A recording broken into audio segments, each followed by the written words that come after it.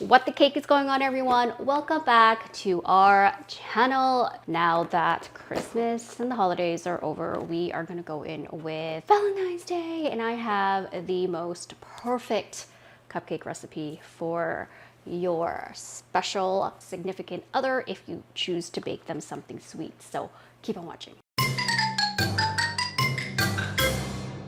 Okay, so for our red velvet cake recipe, there are no secret ingredients. When I created this recipe, I wanted to find easy ingredients to get my hands on. There was a lot of red velvet recipes that had sour cream, and I didn't particularly want my red velvet recipe to have this item because I never use it all. I don't eat sour cream on a regular basis. It would always go to waste. I would only use a cup and it would go to waste. So I found another ingredient, which is my secret ingredient to make all of my recipes, my cake recipes, super moist. It's buttermilk, and you can actually freeze this. My cousin told me you can freeze this, but I've never tried it. I will look into it further and report back. The 3.25% fat one is better. It's always better. The more fat, the better, obviously. But this is my secret ingredient for the red velvet, and of course the frosting, which will come later. I have my station ready, already prepped, kind of. I'm gonna go over the ingredients with you. Before I do that though, we have to turn on our oven to 350. The cupcakes will bake at 350 for about 18 minutes. No more, no less. Actually, I lied. There's a lot of ovens that are different than the others. So I would just start at 17 minutes and then I would just keep checking on them because every oven is different. So I went ahead and lined my cupcake pan with the liners. The key to success is to be prepared. Prepped and prepared. All right, so for our ingredients, you are going to need the following items. For our wet ingredients, bear with me because I have to do this by memory and then say it out loud. Usually when I'm baking, I just do it by memory. Anyways, okay. For 30 cupcakes, you're going to need, and you can always half this if you want half, 2.5 cups of flour, 1.5 cups of sugar, 1 teaspoon of baking soda, 1 teaspoon salt, and the magic ingredients, which makes this chocolate, which makes the red velvet cupcakes chocolate, is 1 teaspoon of cocoa powder. I don't know why that is, don't ask me. So that's for our dry ingredients.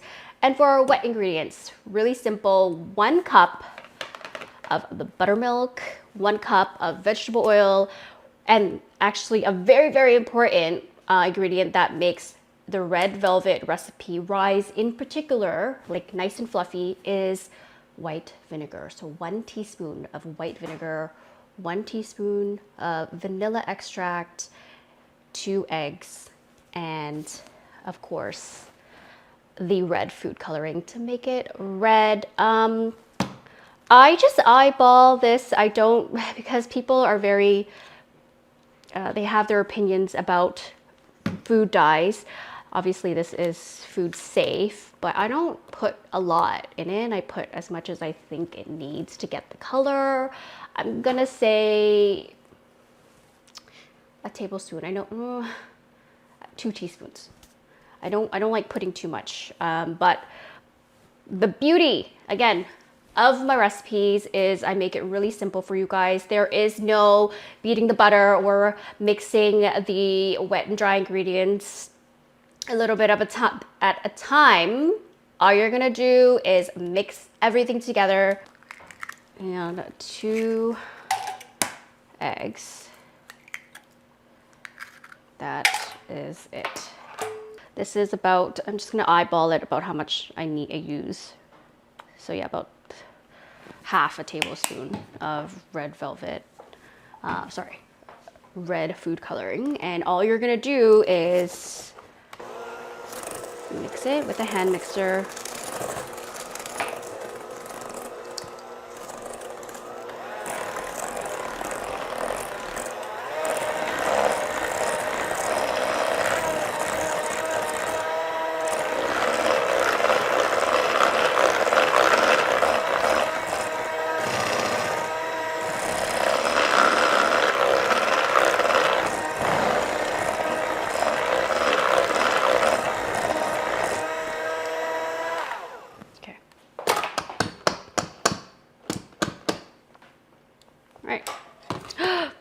anywhere. Okay. So this is what it should look like, and what I always do after mixing my batter is go in with a spatula and then scrape the bottom, because you're not always going to get the bottom ingredients mixed in there. So this is just another way to make sure everything's nicely incorporated. So that was about, I would say, a minute of mixing. You don't want to overbeat it too much. All right, so that is pretty much it for the recipe. It's all the ingredients that you should already have at home, except for maybe the buttermilk, but you can freeze that if you don't use it all, which is great. We are now just gonna scoop it. I know this is like, sounds so simple and you've seen it a million times, but I will show you how much you need to scoop. I know it's not rocket scientist, but it does make a difference. You don't want your cupcakes to overflow. So what you're gonna do is you're just gonna go in and scoop it and leave like an inch, what is this, an inch? Like half an inch of space. Just go in like that and you should have the perfect scoop. You don't want a full scoop because it's gonna overflow, because they do rise. And all you're gonna do is scoop it in there just like that.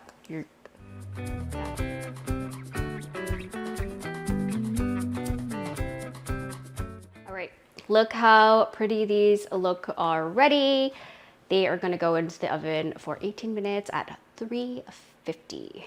And while it's cooking, we are going to make the frosting, the best part.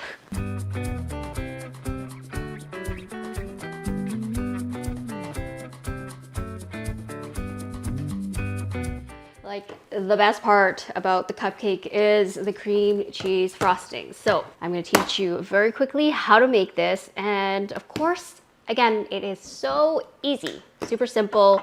All you're going to need is, if you're just starting out, use one block, but I'm going to make a big batch because I use it often.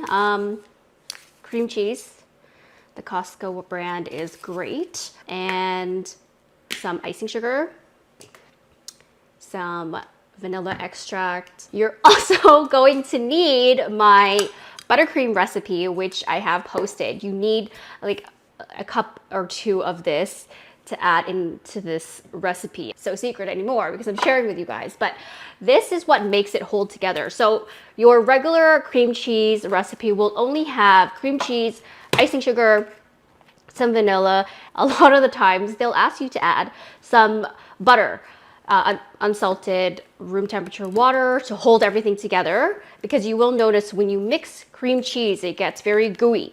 So you're gonna have to add another ingredient, which is either butter, or you can use my buttercream recipe, which is great. It adds more flavor, and I will say it is yummier, and I will say it is more fluffier. It's really, really good. You should definitely make this recipe. Okay, we're gonna go ahead and add all of our cream cheese, add everything together. And I don't have measurements for you guys for this because I measure the icing sugar with my heart, and so should you. If you are diabetic, I don't recommend dumping a whole bunch of icing sugar in there. Honestly, it's whatever amount of icing sugar you think you might need. I know these days a lot of people want less sugar, so add as much as you like. There is no rules for the icing sugar, and it will always turn out really good. All right, so I have my cream cheese in there, and you saw how much. That's 4 blocks of cream cheese though. So I think if you do need measurements, I'm gonna say 1 block of cream cheese and 2 cups of icing sugar, a little splash of vanilla extract, the good stuff, the extract. The real stuff makes all the difference. I never, ever use the artificial one. If you are starting out and you don't want to spend that much money and you're just baking for family and friends, okay, the artificial one is fine, but you will notice such a huge difference with the extract, like the real vanilla extract. Always highly recommend that. So in the mixer it goes a couple minutes until it's all mixed. I don't even know how much time it is, but After it's all mixed, you're gonna go in with about 3 cups of my buttercream recipe mixture. And I'm really upset because my normal mixer is broken. Now I have to use this industrial size one. All right, so the fun thing about icing sugar is it gets everywhere. So what you'd like to do before you just let it mix is pulse it a little bit so it doesn't get everywhere. It's a little trick. It does take a lot of time. So just doesn't take a lot of time. You just gotta pulse it, you know what I mean? Like turn it on and off. So the icing sugar is incorporated into the cream cheese and it doesn't get everywhere.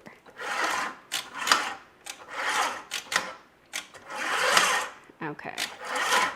Okay, so without any butter, you will notice that it is very sticky. No matter how much you mix it, it will be very sticky. So what I like to do is you can add butter or you can use my buttercream recipe to get really fluffy cream cheese frosting. That's my little secret ingredient in here.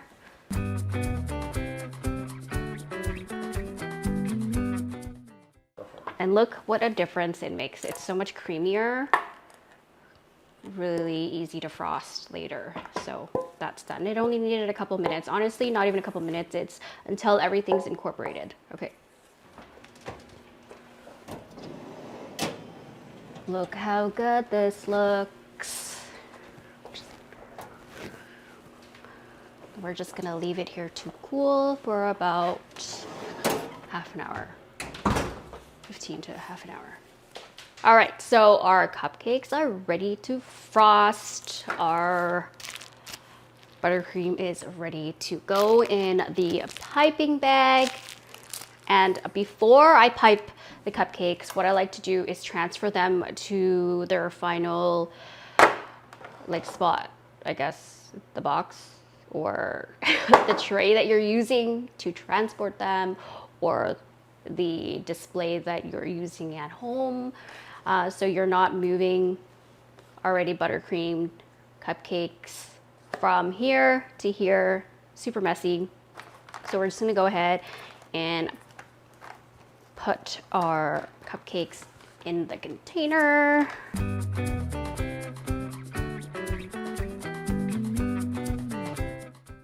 And there you guys have it. Super simple and the most delicious red velvet cupcakes or cake you will ever make. After you frosted them, you can decorate it however you like. I have some macarons here. I'm just gonna place on top and look how cute that is. So pretty. And that is it, you guys. I hope you guys enjoyed the video today. Leave a comment below and I will see you next time. My recipe is really simple just because why? Recipe, vanilla.